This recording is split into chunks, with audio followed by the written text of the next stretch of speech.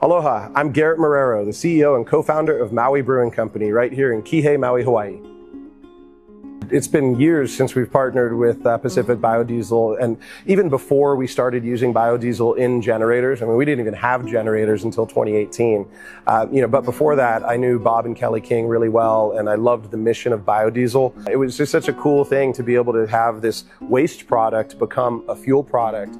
And Pacific Biodiesel's mission was right threaded into the same fabric that we are here at Maui Brewing. One of our foundational principles has always been to do more with less, and not just from an efficiency standpoint in manufacturing, but also really minimizing our footprint, because we truly are a manufacturing business, but we can do it responsibly and leave as little a footprint on the island behind.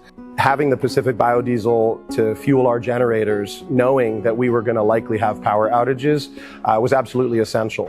Not only for the food that we've got to keep cold and to power this restaurant, but also for beverage production and keeping our beer cold so that we can ship that out. That's an essential thing for us. And having the generators was the way we kept our batteries charged, because we didn't have the sun for more than a week. And so having that battery backup be powered by biodiesel was the best way we could see forward to make it through the storm. And it's more than keeping something cold. When you really think about this facility for the community, if we lose beer, if we lose food, at the end of the day, it's not the end of the world.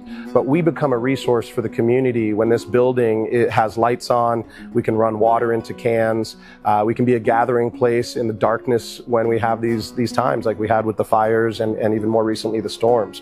So being able to power the building and support our community is why we invested so heavily in batteries and gensets to back those up. We really wanted to be that beacon of light in a storm.